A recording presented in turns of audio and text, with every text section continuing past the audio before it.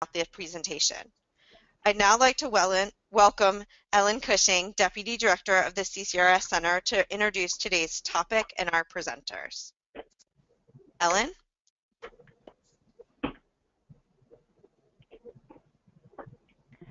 Great, thank you, Jennifer. As mentioned, my name is Ellen Cushing, and I am the Deputy Director of the College and Career Readiness and Success Center, and I have the honor of welcoming you all to today's webinar. For those of you who might not be familiar with the CCRS Center, we are one of 7 content centers funded by the Department of Education to provide technical assistance support to state education agencies. We focus on supporting states in the implementation of their college and career readiness and success initiatives, and we do this work in close collaboration with regional comprehensive centers who directly support a set of states in their region. Together, we provide customized support that facilitates the continuous design, implementation, and improvement of state CCRS priorities. Some of the work that we do with our state and regional center partners includes providing technical assistance to states, which includes written responses to specific CCRS questions, direct technical assistance in the facilitation of workshops or trainings, and acting as a thought partner or conceptual peer to a state. We also work to make our technical assistance experiences more broadly applicable by helping develop products based on state priorities. These products include briefs and tools that are intended to help build knowledge on a particular topic, guides that facilitate state teams through a particular process, and professional learning modules, which are training materials that can be customized and adapted by stakeholders. Crucial to all of this work, whether it's technical assistance support or the development of products, is that we understand what work is going on in different states and the nuanced context of the states that we work with. In an effort to target our materials, we have focused on 3 main focal areas. These include measures and outcomes, data use, and career pathways. More specifically, measures and outcomes relate to the question, how do you know when students are ready for success in college and careers? Data use is about the particular data associated with the measures and how to utilize data to help meet state CCRS goals. And the third area, career pathways, is about ensuring that there are coherent, clear, and articulated pathways from the K-12, post-secondary, and workforce systems that connect student interest and skills to a career. The work that we are highlighting today, employability skills, fits under this larger umbrella of career pathways. Employability skills are incredibly important for today's graduates, as they are frequently cited as among the most important skills by employers. However, research shows that a lack of graduates with these skills has resulted in a talent shortage. Before we get started with the presentations today, we thought it was important to have a common understanding of what we mean by employability skills. So for purposes of building a common language, we are defining employability skills as the general skills and knowledge that are necessary for success in the labor market at all employment levels and in all sectors. We will get into more specifics about what these skills are and how they can be used and some resources that they can be used with in just a minute. As you can see here, today's webinar will discuss the importance of employability skills in today's workforce, as well as introduce key resources to help support states and local education agencies in integrating employability skills. These resources include the Employability Skills Framework, as well as resources intended to help support the implementation of that framework, including the Employability Skills Professional Learning Module and the Employability Skills Alignment Workbook.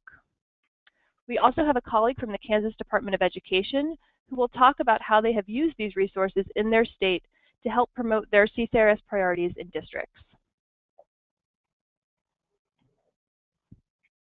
Now I have the honor of introducing today's presenters, who include Laura Rasmussen Foster, who is the Program Director of Adult Education Studies at RTI International, and she manages research projects on topics related to workforce development, adult education, and career technical education. Ms. Foster developed and disseminated the online Employability Skills Framework, and she partnered with staff from the CCRS Center and the Center on Great Teachers and Leaders to create the training module on employability skills. Kate Blosbreen is the Associate Director of the National Association of State Directors of Career and Technical Education and is leading the policy and communications efforts to ensure that all students have access to high-quality career technical education. Catherine Jacques is a researcher at the American Institutes for Research, and her work focuses on systems and supports for educator effectiveness in college and career readiness. Ms. Jacques develops resources and provides technical assistance to states and districts through the Center on Great Teachers and Leaders and the College and Career Readiness and Success Center. And finally, we have Dr. Scott Myers, who serves as the director of the Teacher Licensure and Accreditation Team at the Kansas State Department of Education. Prior to coming to the department, Dr. Myers worked in Kansas Public.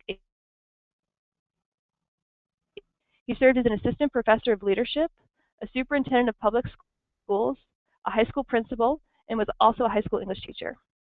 Now I'm going to turn it over to Laura, who will talk a little bit more about employability skills. Thanks, Ellen. I'm here today to give a quick introduction to the Employability Skills Framework, which is the basis of the professional learning module that we'll be exploring in the rest of this webinar. The Employability Skills Framework is an online resource designed to support the instruction and assessment of employability skills. It is intended for a wide audience, for educators at all levels and in all contexts, for employers, and for policymakers at the state and various levels. In addition to the skills framework, which you'll see soon, there are a number of tools and resources to support your work. These include audience-specific pages to help you implement the framework in your various settings and to access resources on the site designed especially for educators, employers, and policymakers. A crosswalk with academic and technical skills to understand how you may already be addressing employability skills in your education and workforce programs. And 2 interactive tools. One focused on incorporating employability skills into lesson planning, and the other on selecting an employability skill assessment. The website was created as part of the U.S. Department of Education's multi-year employability skills initiative. It was launched in 2012 and has been continuously updated since then, with new tools and resources added earlier this year. Our work to develop the framework was centered on 3 key assumptions and goals. 1, that employability skills are a critical component of college and career readiness, which you'll hear more on soon. 2, that significant work has already been done to identify key employability skills. So the framework builds on this existing work and compiles it into one user-friendly location. And 3, that there is a need for a common framework or language to describe employability skills across the education and workforce sectors. This work was guided by a technical work group composed of adult education, career and technical education, and workforce practitioners and researchers, and groups of federal and other key stakeholders, including a group of 12 federal agency partners. These groups helped to refine project plans and reviewed products as they were developed for the website. So here's a screenshot of the homepage of the Employability Skills Framework. You'll note that the URL is at the bottom of the page, and I believe it's been added to the chat box as well so that you can link to it directly. From the homepage, you can access all of the key contents in a variety of ways. You can select from the menu bar along the top. You'll also see an image of the framework in the top left corner, so you could jump directly into the framework content there. And then along the bottom right-hand corner, you see the audience pages, so links to the page for educators, employers, or policymakers. And on the next slide, you'll see the framework itself. As I mentioned, this framework is based upon a crosswalk of existing employability skill standards and assessments from a variety of national, state, and local sources. And as we looked across the different sets of skills, we began to identify similarities and group them as depicted here. At the center of the framework, so within the inner green ring, you'll see 3 categories of employability skills: applied knowledge, effective relationships, and workplace skills. Within these categories, as shown along the outer ring of the framework, are 9 sets of skills. interpersonal skills, personal qualities, technology use, systems thinking, communication skills, information use, resource management, critical thinking skills, and applied academic skills.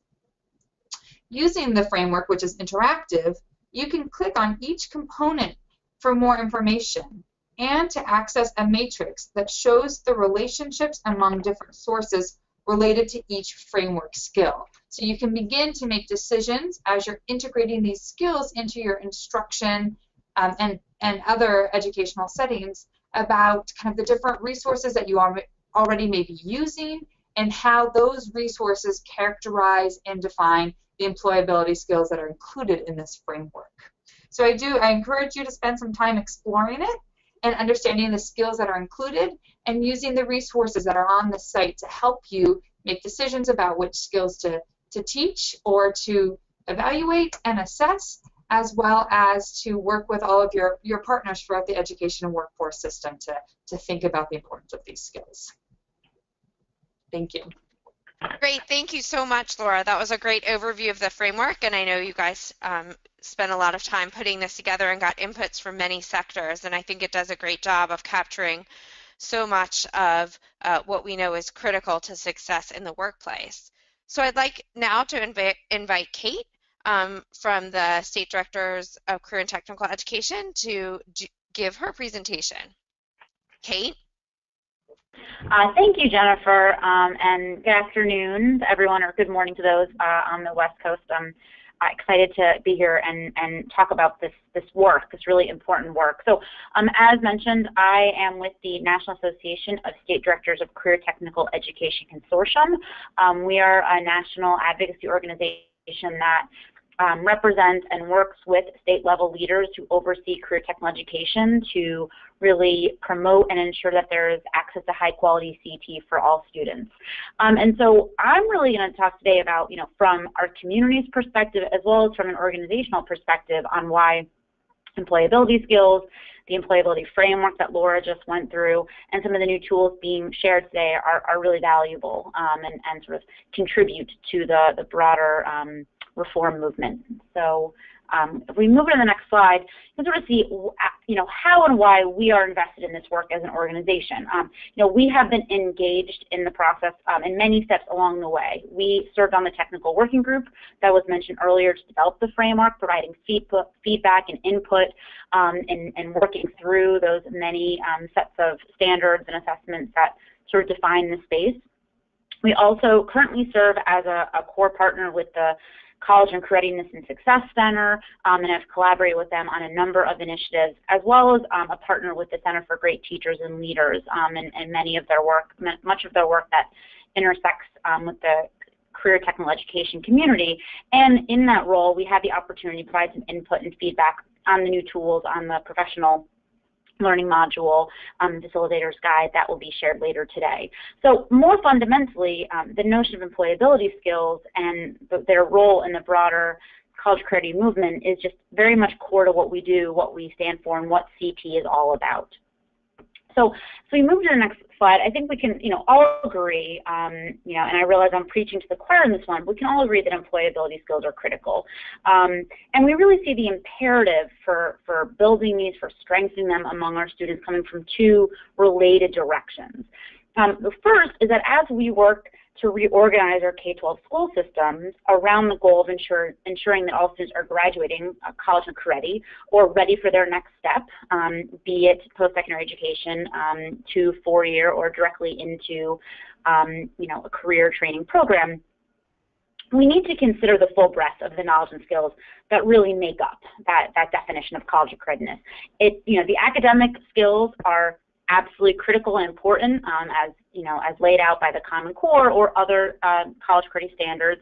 But equally important are the technical skills that often are taught through CT programs, but can certainly be gained elsewhere, as well as those employability skills. And sort of these three components together are really what make up college credit. And as we're thinking about from the policy as well as from the practice standpoint of how we're really going to support students graduating college readiness, we need to be looking at all of these different dimensions and how they work together to really support students' journey. So as the next slide, we'll talk about how this notion was really reaffirmed through an initiative that my organization recently led, which was the Career Readiness Partnership Council. A few years ago, we convened 20 organizations representing K-12 education, post-secondary, workforce development, business industry, and the philanthropic community to really identify a common definition of what it means to be career ready. And the final definition that this sort of motley crew came together sort of focused on two things. One was that being career ready was a continuum. This was not an endpoint. This was not a you could sort of hit it and be done, but really career readiness is about lifelong learning and being and having the skills and disposition and knowledge to continually gain and deepen those as your career extends throughout your lifetime. The other piece of this was looking at what are those skills that really make up that. And so as you advance the slide, you'll see, much like on the previous slide, it really is around the academics, the technical and employability skills that are all key to being career ready. And as you'll sort of see on the next slide, I'm not going to spend a lot of time on this, as we look at how we defined employability, knowledge, skills, and dispositions, they're sort of the common ones that are certainly reaffirmed in the framework and other employability skill statements you'd be familiar with. But what's really sort of important is how they're mutually reinforcing and recognizing that these skills, much like the academic and technical skills, can't really be taught in a vacuum. They can't be taught devoid of the opportunity of applying these in academic and technical settings. So the other imperative for employability skills, which is very much related to the notion of college readiness, you'll see on the next slide, is about their importance to employers.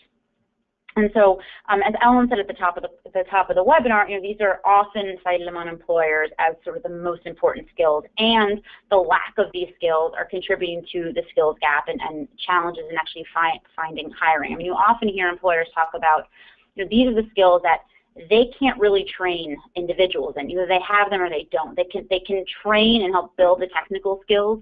They can remediate some of the academic skills, but it's very hard to teach some of these sort of intangible skills that really need to be developed earlier before individuals are entering the workplace.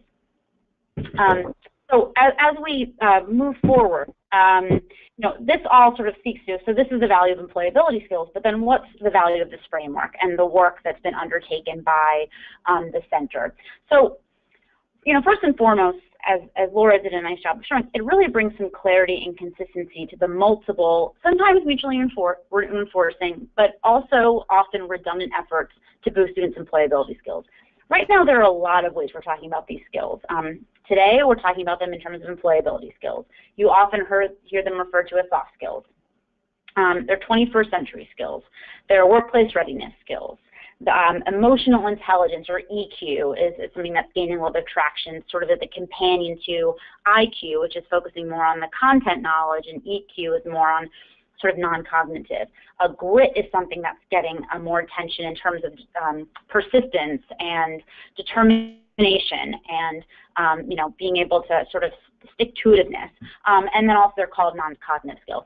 Just this morning I read an article that was talking about the importance of social skills in terms of being able to be successful in the job, and they define social skills as communication skills and being able to work in teams, which are sort of cross-cutting of all of these statements. So you can, even though they're all called different things, I think they're getting at something very similar in terms of the sort of the other skills that absolutely are critical in the workplace.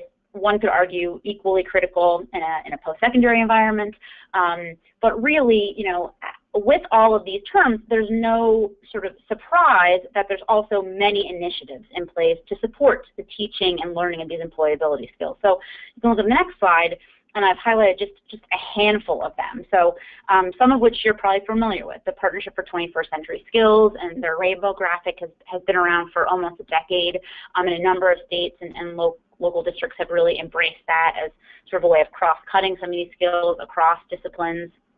There's a relatively new effort from the National Network of Business and Industry Associations, which is organized by the Business Roundtable and ACT Foundation, which has identified some common employability skills and trying to communicate those to the employer community so they can better communicate them down to the education community. My own organization developed a set of CTE standards with 42 states called the Common Career Technical Core, and in those we identified 12 career practices, which identify what individuals need to be successful in their career of choice, which also again overlap, among others. This is just sort of a sampling. And so when you look at the previous slide and you look at this slide, I think this all brings us back to the value of the framework, right, and the simplicity of it, as you can see on the next slide. And the framework really does serve as a common reference point, brings clarity to the many standards, competencies, assessments, initiatives out there. And because it really embraced the full universe of what's out there and tried to identify what are the commonalities and what really what might have been missing, it really helps to tie them all together in one coherent model, sort of that one stop, which is, I think, often the goal of many of these initiatives.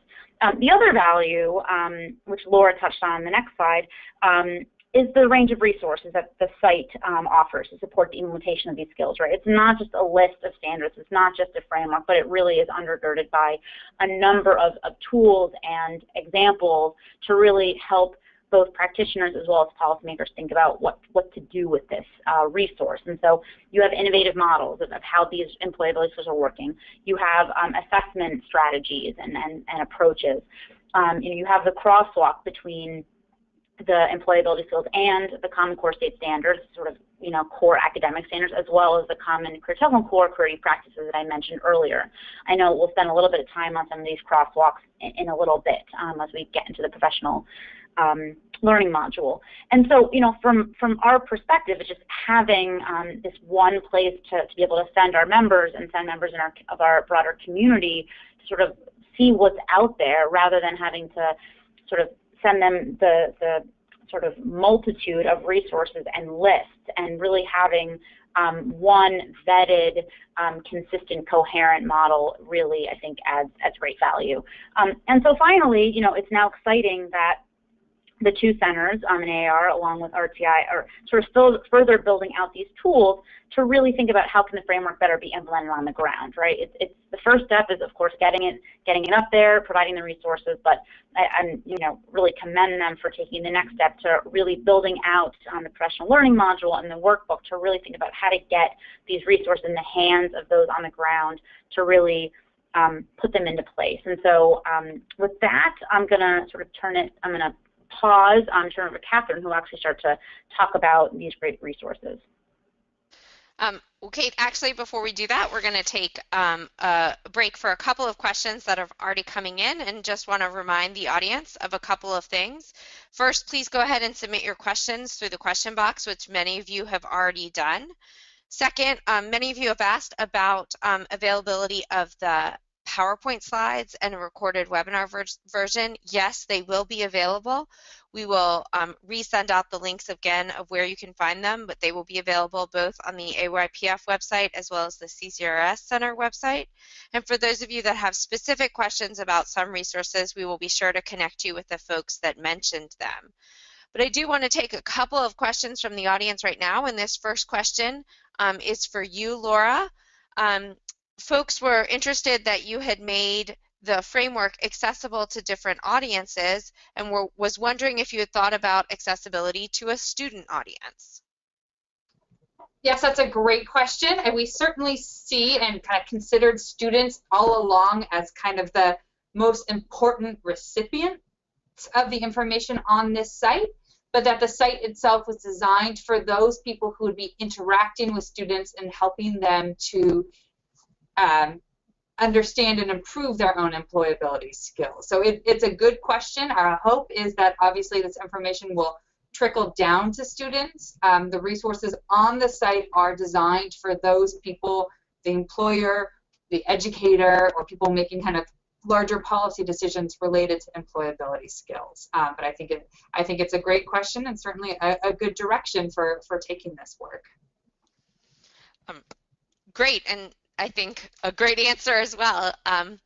So Kate, one question for you that's come in. You mentioned a lot of opportunities and crosswalks that have happened both between some academic content and career technical content. Folks were curious if you felt like the framework was about alignment with only academic content or both academic and vocational content. Well, I know on the site now there's obviously a crosswalk between the Common Core and the career practices. I think, so I know the materials haven't necessarily been developed, but there is obviously great opportunities to do crosswalks, and I mean, for me, the greatest value of the crosswalk from a practitioner level is actually sitting down with peers, interdiscipline, ideally not interdiscipline, and really think about where those connections already exist and where there are opportunities to build those connections. So, you know, as you look at the employability framework, I mean, much of it already naturally lives within CT programs and within CT standards. Some of it you probably would need to be a little bit more intentional in getting there, particularly if you're teaching, if your CT standards, as many standards are very occupationally focused. Sometimes they have a tendency to sort of skip over some of the cross-cutting or broader employability skills. And so as you think about from the standards, there's some intentionality, but really where that comes into play is in terms of the lessons that are being developed and the activities and assignments for students and really what you're asking them to demonstrate. If that answers the question, or was there, maybe it was a more specific in terms of what resources are available? I think that's a great answer for now, and we can follow up with folks around specific resources that are available. We've had a couple of versions of this question, and so both Laura and Kate, I'm going to ask you to address this now, and I have a feeling we might circle back to this later. Folks are really curious about the assessment of these employability skills and what tools and resources might be available, or how to embed assessment of these skills within work that might already be happening. Laura, can you take that question first, and then Kate respond? Sure, and I don't have an easy answer. It's a very good question. What I will do is kind of describe the assessment resources that are available on the Employability Skills Framework website. And I know that there are a lot of other groups and organizations who are tackling this exact question right now, really thinking about how do you assess these skills, how are they already being assessed as part of, you know, a current assessment initiative. So, you know, Kate may be able to add more to that question. But as far as what's on the Employability Skills Framework, there is a whole section around assessment selection. And what it does is lay out a series of planning questions to help you think through, no matter kind of what your context, whether you're at the work site trying to figure out how do I determine whether or not my employees have these skills, or if you're in the classroom, how do I choose assessments to help me understand, you know, the current and future levels of employability skills. So there's a series of planning questions. There's also a set of selection criteria for employability skills assessments that goes through and kind of outlines what is different about assessing these skills versus academic or technical skills. So what are some of the key practical, technical, and content-related considerations you need to keep in mind? And then finally, building from those criteria, there's a customizable worksheet that you can go through and select based on these criteria. Kind of what is most important to me in my particular context? What am I trying to do with my employability skills assessments, whether it's part of a larger assessment initiative or kind of a classroom activity? How do I begin to prioritize the different assessment criteria? And I'll let you go through and check off those that are most important. You still need to do the work then and go out and research the different assessments that are out there and see how they compare to your worksheets. But there are some resources on the Employability Skills Framework that will help you begin to make sense of some of these big questions related to assessment. So, I mean, I think this is, you know, this is the biggest question, right? How do you assess, how do you measure this, right? Which are, to some extent, two separate questions, because there sort of is a question in terms of at a state accountability, right, or assessment level, in terms of having a large-scale sum of assessment. Are there any out there that are doing this well? And then there sort of is at the classroom level, at the student level, in terms of how do you really know when a student is successful and demonstrating these to a proficient level, these skills. And there is no silver bullet answer, unfortunately, to either. I mean, there are, without sort of endorsing any specific model, I mean, there are some states that have developed as part of their sort of CT system, they have developed workplace readiness assessments that can meet technical skill assessment requirements for Perkins, and that can also contribute to students sort of earning CT to certain recognition. So Nevada is a state that has a employability skills assessment, and Virginia has sort of a very similar one. And other states are really building this. Idaho also has sort of a workplace readiness assessment, which is largely sort of a multiple choice. There are limitations, but there still is some value in having students understand sort of what the right answer is versus the other. So there are some states that are sort of playing around with what that looks like. You know, at the classroom level, I mean, I think a lot of the tools that are on the framework site sort of provide good guidance in terms of what is the demonstration of some of these you know, skills really look like. And you know, as I said earlier, you don't necessarily need a standalone assessment. I think you can look at, you know, whether you're using portfolios, whether you're using capstone or projects, whether you're using sort of, you know, very standard assignments, and getting a sense of what are ways in which students can demonstrate these skills within the context of their academics or within the context of their technical and career technical education programs. You can get at a lot of them through assignments and just sort of having that checklist of what's really important and what does sort of, you know, proficiency really look like. So it's an ongoing and very complex issue, but I think there are ways to do it with sort of off-the-shelf assessments. I think there are ways to do it really embedded thoughtfully and deliberately across your, you know, existing curriculum, existing assessments, sort of small A assessments. Thanks, Kate. I think that gives us a lot to think about, and I have a feeling that we might be coming back to talk about that topic again as there continue to be some great questions that come in from the audience. But I want to move us along to what I think folks are really interested in hearing about, which is the framework, the new professional learning module. So with that, I'm going to reintroduce Catherine and ask her to share the professional learning module with us. Catherine? Hi, everyone. Thank you so much. I'm really excited to talk about this resource that we've developed and share it with you all today.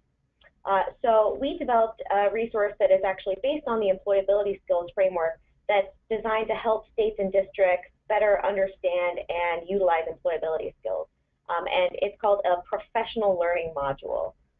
That's essentially a complete set of training or professional learning materials that regional comprehensive centers, states, or local education agencies can use to run their own individual sessions. So the professional learning module is free and customizable. Any state or district or anyone can take these materials and customize them to their own needs. More importantly, though, this resource can really help build a common language and understanding about employability skills across different groups of stakeholders. It's really important for policymakers, leaders, and practitioners to use common language and to have a common understanding of these skills because, as Kate talked about a little bit before, there are a lot of different terms out there in the field and a lot of different interpretations of what employability skills really mean today. So using a tool like the PLM or the professional learning module that we've developed can really help everyone be on the same page. We developed this module collaboratively with the College of Career Readiness and CCRS Center, Center on Great Teachers and Leaders, and RTI. So the module includes a couple different kinds of materials. It has a facilitator's guide, a sample agenda, handouts, and PowerPoint slides. And it has 4 main sections where it introduces the Employability Skills Framework, connects the Employability Skills Framework with other education initiatives, provides strategies on how to prioritize employability skills at the state, employer, district, and individual teacher levels, and shows teachers themselves how they can integrate employability skills into their lesson plans. So we don't have time to walk through everything today, but so we're going to take just a couple of minutes today to share the workbook tool, which is just one of several really helpful tools that are embedded in the professional learning module. As I mentioned, there's also a teacher self-assessment tool that's included in these materials that you may want to check out on your own. You can find all of these materials at the CCRS website or the GTL website, and we're going to share the URL for that so that you can easily access them. So let's take a quick look again at the employability skills framework that Laura and Kate talked about earlier. Our PLM includes many interactive activities that will really help build knowledge and the common language around these employability skills and what they all entail. These activities are really important for participants who may not have a background in career and tech ed or in workforce, or anyone who hasn't had a lot of exposure to employability skills before. These activities can really help participants reflect on their own understanding and hear from different colleagues about their perspectives on these skills. Next slide. Great. So once everyone has established a common understanding about employability skills, it's really important to make connections between the employability skills and how they're integrated in work that's already happening in schools today. So the second section of the module is really intended to help participants make those connections with two of the most prevalent initiatives that are happening right now. State-adopted college and career-ready standards, such as the Common Core, and teacher evaluation initiatives. So one of the ways that the module really helps to show these connections is through crosswalks that map the employability skills to these two initiatives. So let's take a look at some of those crosswalks now. So this table shows a crosswalk between the Employability Skills Framework, State College and Career Ready Standards, and the career-ready practices of the College Career Technical Core. And the X's here indicate that a particular employability skill is embedded in those standards. It's important to note that this is a really high-level overview. So we want to show you a specific example of some of the implicit and explicit connections between employability skills and the Common Core. Next slide. All right, so here we're going to show the connections between critical thinking in the Employability Skills Framework and the Common Core. So in the Employability Skills Framework, somebody who uses critical thinking skills thinks critically, thinks creatively, makes sound decisions, solves problems, reasons, and plans and organizes. There are lots and lots of connections to critical thinking embedded in the Common Core state standards for both reading and math, but there are a couple places where we found specific connections we want to show you today. So first we found them in the English Language Arts Anchor Standards, which describe how students can use textual evidence to describe their line of reasoning. And here are some of the quotes from the actual Common Core. We also found some connections in the Math Anchor Standards, which describe students using reasoning to construct viable arguments. Okay, next slide. So now that we've looked at some of the alignments between employability skills and the Common Core, let's look at the alignment between the employability skills and professional practice standards in teacher practice rubrics. So teacher practice rubrics, for those who may not be familiar with them, are typically used to observe teacher practice in the classroom. Sometimes they're called observation frameworks. Sometimes they're used for professional development. Oftentimes they're also used in teacher evaluation. These frameworks are really meant to identify the teaching practices that promote student learning. So while there's not a one-to-one alignment between employability skills and these teacher standards, these practice rubrics really do describe the teacher practices that help to reinforce employability skills in the classroom. So in this example crosswalk, we've used the Danielson framework for teaching, which is a really commonly used teacher professional practice rubric. And as you can see here, the criteria for this teacher professional practice rubric align with nearly all of the skills that are outlined in the employability skills framework, with the exception of technology use. So again, let's look at some specific examples of this alignment. So here's a really explicit connection between the frameworks in communication skills. So within the employability skills framework, communication skills include effective written and verbal communication, active listening, and comprehension. And these are really supported in component 3B, which is using questioning and discussion techniques in the Danielson framework for teaching. In the Danielson framework, this component requires teachers to ensure that students are prepared to explain and justify their reasoning to the teacher and other classmates.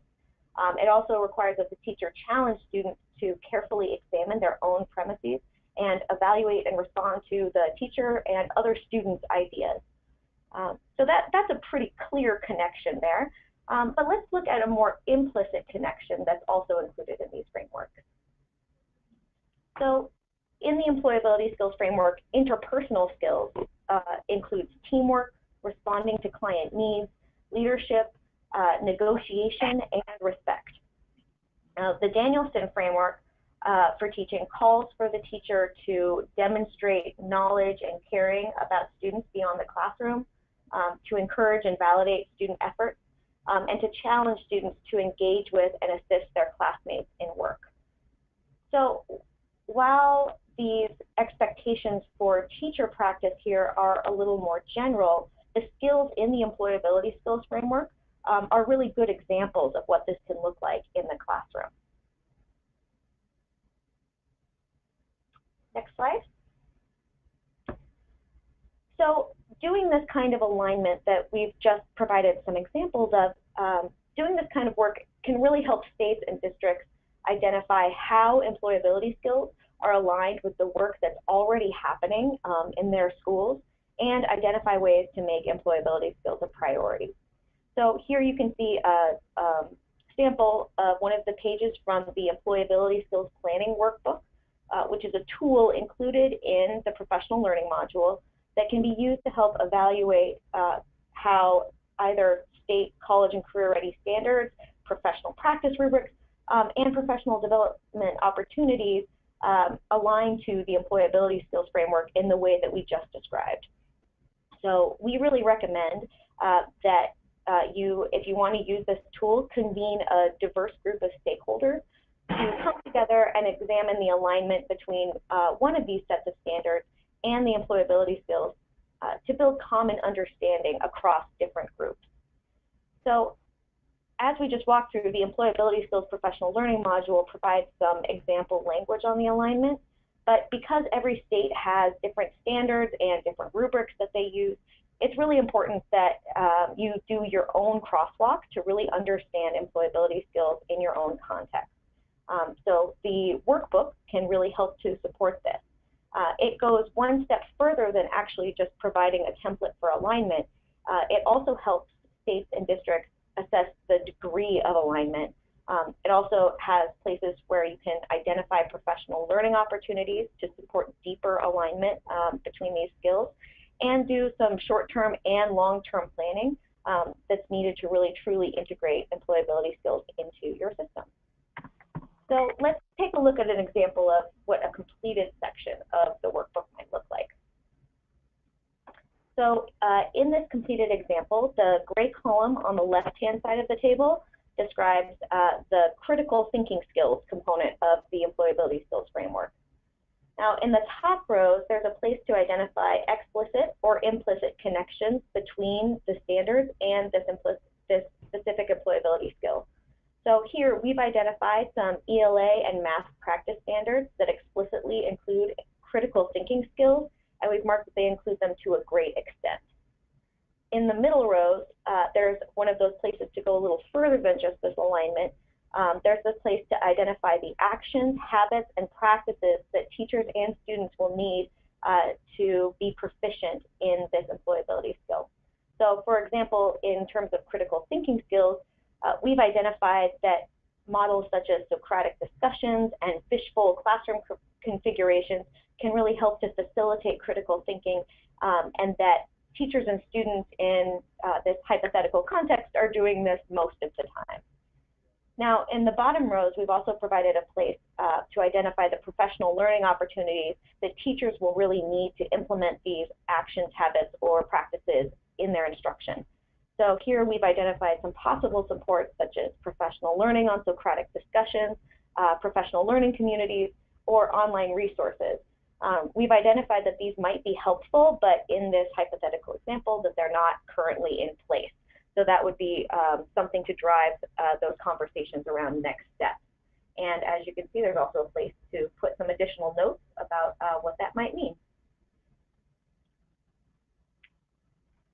So once you've used a tool like the workbook to create an inventory of how key initiatives that are happening in your context align with employability skills, the next step is really making sure that employability skills are a priority.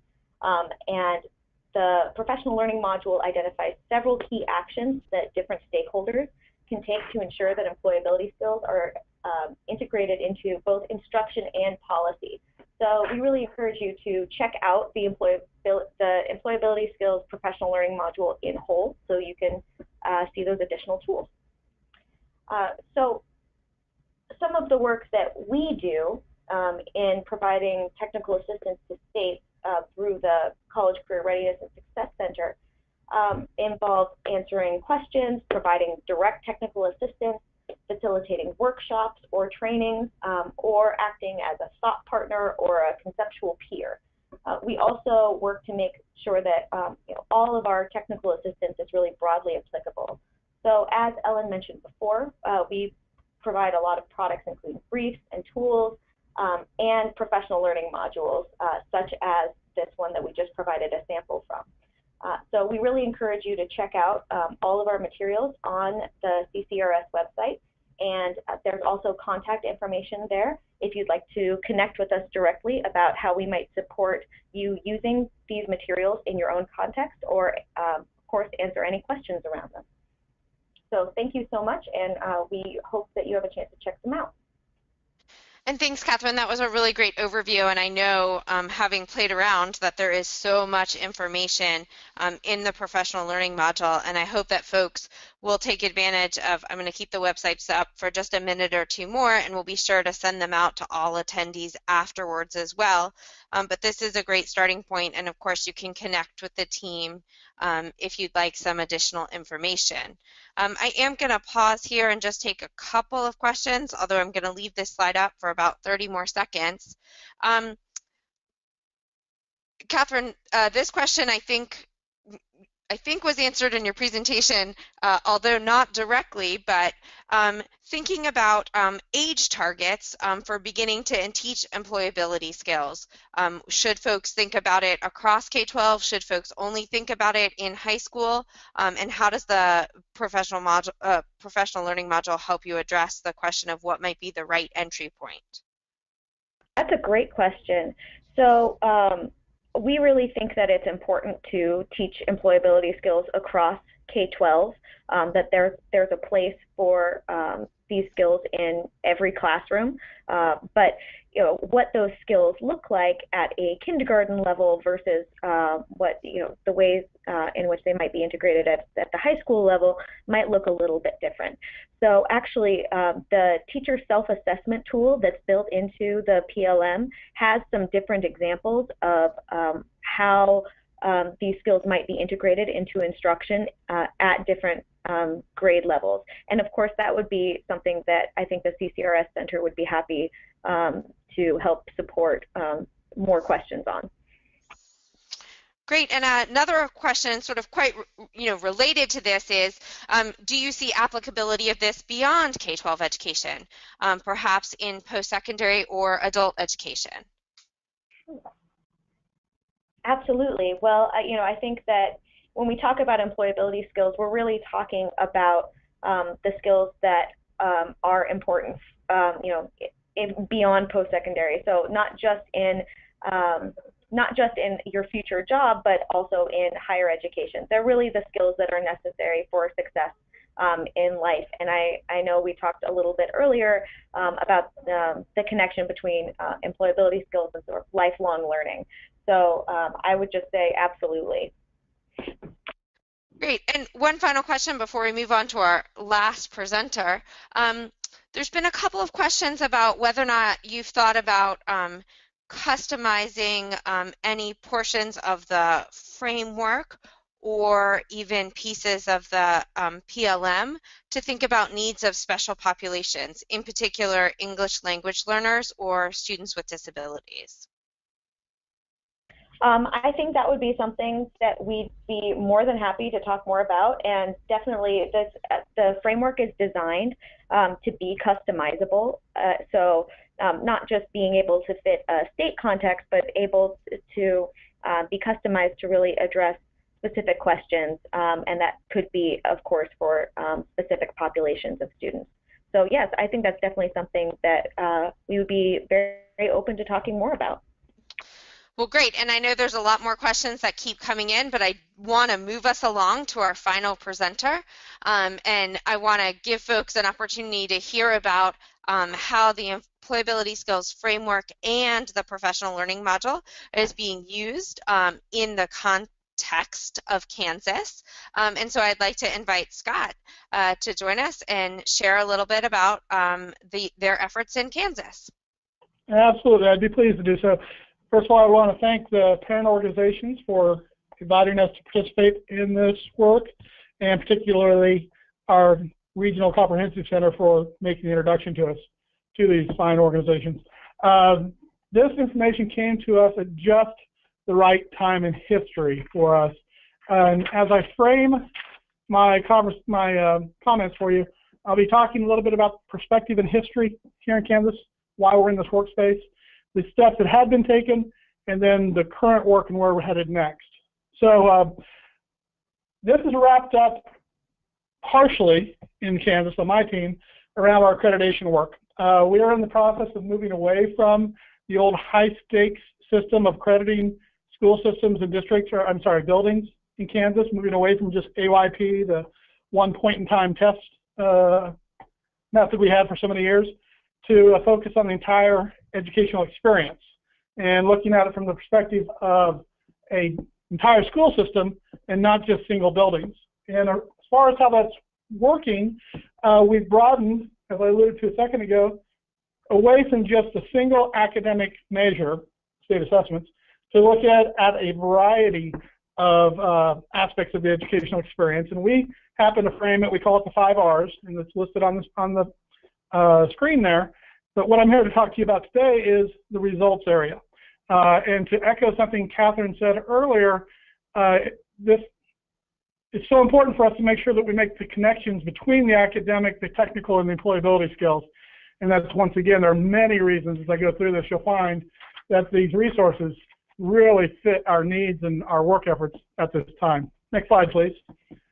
Within the results area, once again, moving away from just the academic cognitive, which it's an important measure for us, we've broadened it to look at also technical skills, the post-secondary skills, and the employability skills. And so when we had the opportunity to have the fine folk in to work with us about this, of course we jumped at it because we've been talking about employability skills for a while, but we didn't really have any solid definitions for it.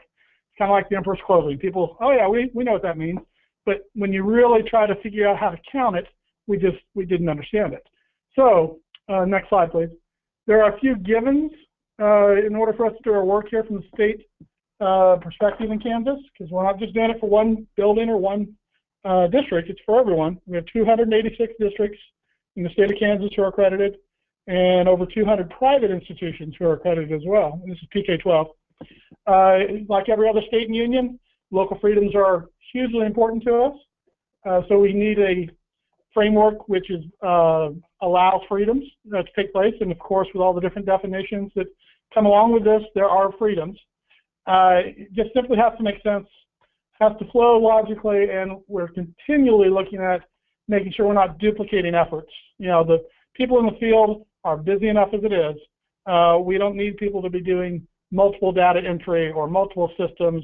It should just all make sense and flow in the same direction. So it's through this lens that we've been working as we've been trying to develop our newly envisioned accreditation system. Next slide, please. We began this journey over 4 years ago, moving to this new system. And of course, we want to make sure we measure 3 times before we cut. So we want to make sure it's all done as well as possible. And as I said, we were grappling with the idea of, well, what does it really mean to have employability skills? I mean, it has to be more than, the people will come to work, they'll come to work on time, and they'll do something while they're there. mean, those are important. You know, I used to, in my former life, used to hire people, and of course that's one, you know, 3 of the things we looked at.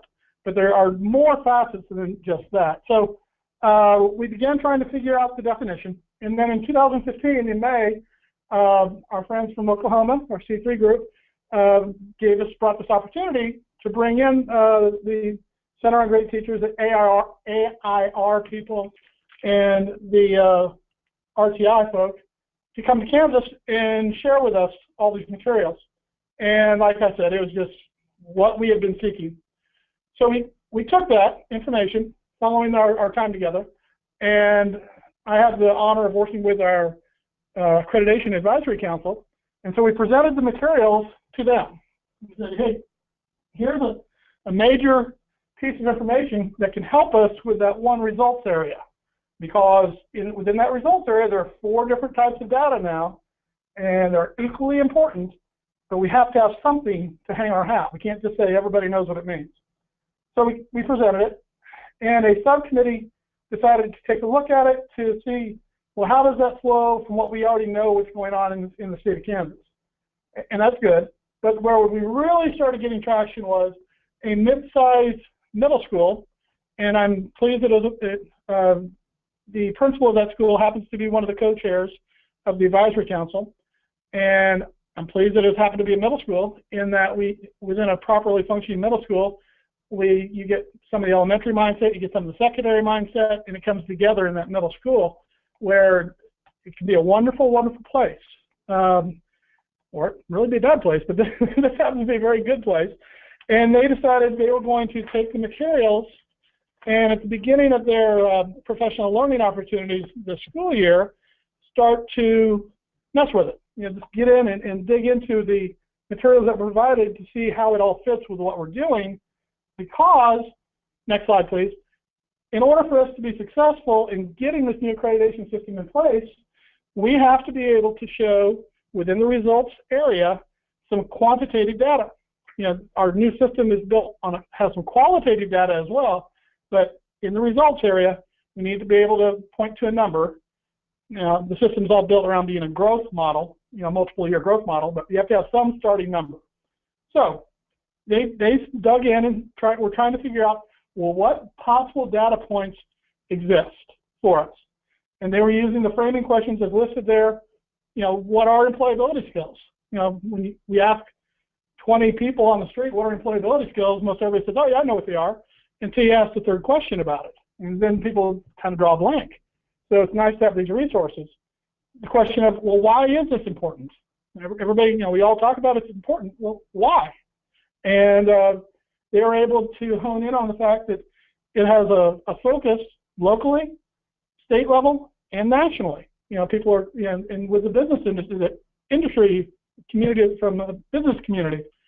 And toward that end, at home, they had actually engaged with their local chamber and had, you know, dialogue with them and said, what do you need to see from us? If we get our kids through the system, how do you know, how would you define success, you know, from us? And so it pinpointed the importance of them making sure they're preparing the kids academically, but also emotionally, socially, and with the workplace skills. And they actually deemed them success skills. So what they were currently doing, they've been doing for a while, is they've been having the quote on there says 20 things kids need to know before they go to high school. And it's a list of, and I don't have it with me, I'm sorry, but a list of ideas, concepts, things the kids have to be able to do before they can go up to the high school and be successful. And so they decided to, well, let's start from there. Let's start from what we know. Next slide, please. And so the middle school principal, being a quality, been in public education for a long time, knew flat out that messaging matters. And so rather than going to the staff and saying, hey, I've got this new thing we're going to do, what she did is she went to and said, well, what are we already doing? You know, how will this work together? And otherwise, and I'm a former teacher, my wife's a teacher, we add things to desks. We very rarely take things off. And so we have to be extremely cognizant of messaging to let people know, no, this isn't just one more thing. This is just a refocusing perhaps, or looking at it a little bit differently. And so what they actually did is they took one of the categories, they used workplace skills, and they completed a crosswalk, from their list of 20 items to the items, the bulleted items that show up on that workplace skills. So these are baby steps, but that's also very important. We don't need an elephant all at one bite. So one step at a time to work the staff through the process of seeing what they've already been doing, how it can be looked at, and also if there are some areas where are missing, it helps to pinpoint it. But it doesn't present itself as yet one more big, massive rock that needs to be moved. The plan, of course, ultimately, not just to leave it with just the workplace skills, but then work through the other two categories. Next slide, please. So they were able to document where all 20 of those success skills fit into the 5 different areas of the workplace skills.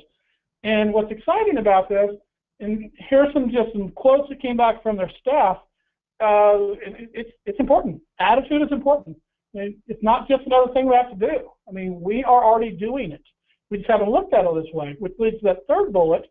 And I think we are, in the education community, guilty of this. Sometimes we forget to just flat out explain to the kids why this is important. So they have the epiphany that we need to explicitly tie this together for the students so that they are talking the language and they understand, oh, that's why that matters, and that's a workplace skill. Oh, okay. And so it just ties it together nicely. So why should there be a hidden agenda? I mean, there shouldn't be. And so just let them know that this is one of the reasons, one of the things we're trying to do here in our school system. Next slide, please. So what they're planning on doing, as they move forward, they're going to build on the success that they've had, and there's some quotes there, which they really appreciated. The resources are easily read, easy to follow. The third bullet there under the first bullet, that's important. Someone had asked the question about, would this be apropos for kindergarten, and or would it be apropos for post-secondary? Well, their results, their feedback, and this is from a staff member, said these are broad enough to fit all schooling levels. Now that's particularly important to me in Kansas because if you'll remember where I began with this, this whole new envisioned accreditation system is a systems approach. It's not just about, it used to be, what it currently is, individual buildings get accredited. We're moving to a systems approach. And so the data points that we need to be able to pull they need to be vertically aligned, and also so we can do the vertical teaming so that it's pertinent in kindergarten and 3rd grade and 5th grade and 8th grade and 12th grade. And the feedback from the staff members were, hey, this will do it. This will work. And we just have to look at what we're doing and see how it fits into those different bullets. So throughout the year, they're going to move on to the other big categories and basically follow the same process. If the process works, why change it? But, look to see if there's something they could do they do need to tweak it. And then ultimately, this will lead directly into professional learning opportunities because they will find some warts here and there. I mean, if they're truly looking in the mirror and doing some true reflection, they will say, hey, here's some great areas of success, and here are some growth areas for us. Next slide, please. The really important piece, again, as far as the state of Kansas goes, is that first bullet. So the staff member on the previous slide said, hey, these are nice and broad. These will work. Well, that bullet there represents the superintendent came across after all this was presented to him and said, hey, this will work for the entire system. And so has plans to move it to the other, and there's multiple buildings in the district. There's another middle school, there's a high school, there's several elementary schools. Like I said, in Kansas, that's a mid-sized district. It is planning on doing the same approach in the different buildings. That's important because there's still question as to can a systems approach work. And although I know water is wet, we still have to make sure that people understand, yep, this will work. And that's what, once again, I really cannot be, I can't be complimentary enough about how these materials came along at just the right time for us. It also fuels into other initiatives we have taking place, the professional learning, because in order to get to your strengths and growth areas, they'll have to crunch data. And it's been a movement in education for the last decade at least. excuse me, but I know when I entered the field 20 some odd years ago, there was very little talk about data analysis. And so we have many people still in the field who maybe have never really crunched a lot of data. So this will lead toward that. And it fuels, in my opinion, differentiated instruction for teacher professional learning, because they'll say, well, we do that, but maybe I don't do particularly well in that one area. And so they can go get some support and technical assistance in that. This does unfold quite nicely with the feedback that we have a new commissioner who started in July, who's gone on 2 different times, tours across the state, engaging with the greater educational community, one time with teachers and parents and principals and people, school board members, and then a second time going out specifically to speak with the business community. And it all came back to the importance of these success skills. Yep, the academic skills are important. Nobody's saying they're not.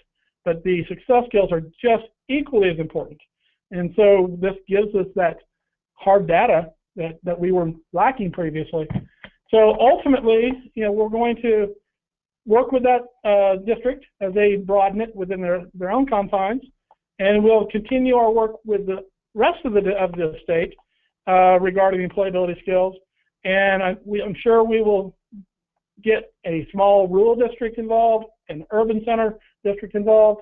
I mean, we're going to kick all the tires and run a variety of pilots as we continue to move forward with the design of being able to implement a new accreditation system, which focuses on more than just test scores, takes into account a variety of different educational experiences, hopefully within a year and a half. So that is what is taking place in Kansas. We know we're not finished yet, but we are definitely off to a really quality good start. Scott, I couldn't agree anymore. This was really a great presentation, and appreciate you sharing the process and just how thoughtful it has been in Kansas and how helpful these tools have been.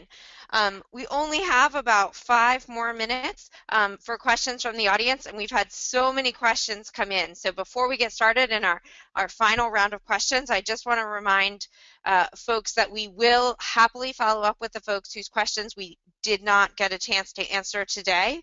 We will also send out via email, again, links to all of the resources that were mentioned today, both the links that we shared during the webinar and some of the other resources that were shared. And we'll do our best to get Scott to get his hands on the 20 things you should know going into high school. That sparked a lot of interest amongst the audience. Oh, sure. But Scott, I want to take this chance to ask one question of you that came in, and maybe it's something that you're starting to think about, but given that you see the employability skills being a part of the revised accreditation system in Kansas, wondering if you see them also perhaps having an impact on teacher licensure or professional development, beyond what you just mentioned? Well, we're also re-envisioning our licensing system, and along those lines, and that leads directly from the differentiated instruction for teachers, we're looking at a state sort of initiative, let's say ethics training perhaps, or something like that, a district need that could be defined locally, and then an individual need. And I do believe from the working with these resources, there will be people who say, I need some my own extra learning around how to better inform my work with my students on employability skills. And if we head that, and we are headed that direction, if we're successful in getting there, then absolutely it will inform licensing or relicensing.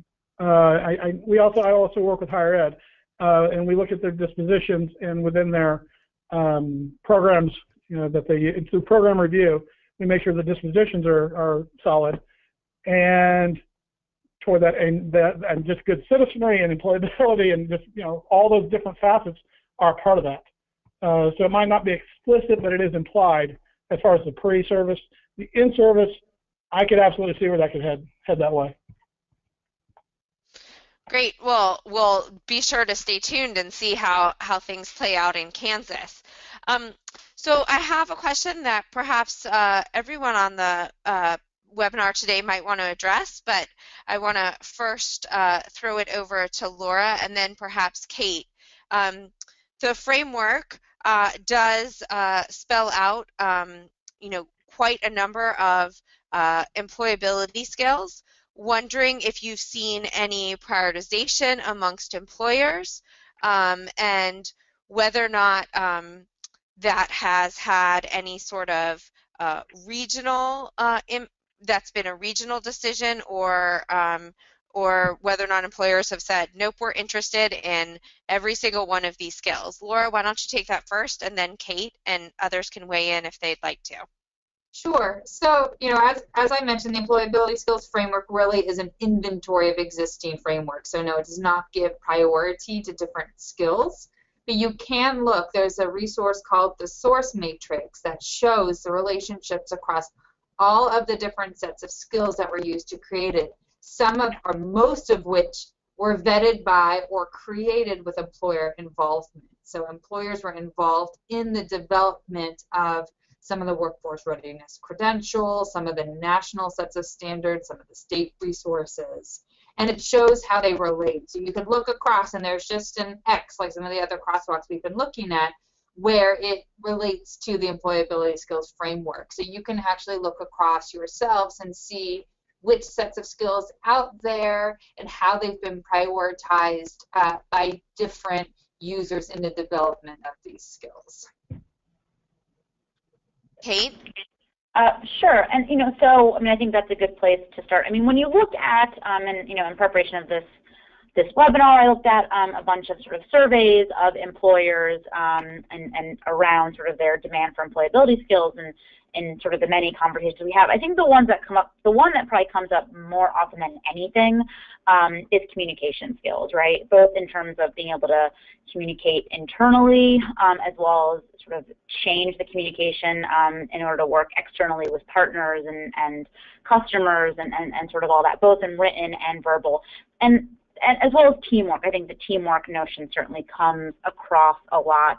And then maybe sort of personal responsibility, right? Sort of the sort of capacity for making decisions. So the ones that come up a lot also, and I think what sort of strikes me about particularly communications, and then the ones that sort of critical thinking and problem solving, is that you can define those as employability skills, but they're also college-ready skills, they're also academic skills, they're also career-ready skills and technical skills. So I think the ones that really sort of resonate are the ones that really are cross-cutting across sort of all disciplines, and really, definitely show up in academic standards and technical standards, as well as sort of these employability skill frameworks. So those are the ones I think that often resonate. But I think the challenge is because they do resonate and so much focus on them, some of the sort of less discussed employability skills, in terms of personal finance and the ones that don't sort of appear at the top of every list also really deserve attention because they're not getting as much attention, and so often sort of go, sort of unheeded. So that's a very sort of non-research based, really just sort of looking at some trends in terms of what is showing up in surveys and kind of very common across the list and common sort of cited as something that really just needs to be strengthened. Great, and I want to give Catherine and Scott an opportunity to weigh in on that question if they'd like. Catherine? I actually think, Kate and Laura, you covered it beautifully. I would agree. Oh, okay. Well, with that being said, I know we are at our time, and we did not have an opportunity to answer all of the questions that came in. So I do want to put up all of today's presenters' contact information and encourage the audience to reach out to folks individually, and we will circle back to the unanswered questions and try and get them answered. Encourage you to visit both the Employability Skills Framework website as well as the Professional Learning Module website, which again we will share via email. And for all of you that tuned in today, we ask that you fill out the survey upon exiting today's webinar and let us know what you thought of today's presentation. And also to remind you that the materials will be posted online at the following websites that are listed here on your screen. So thank you to all of our presenters, and of course, thank you to our audience, and we look forward to seeing you at another session soon. Thanks again.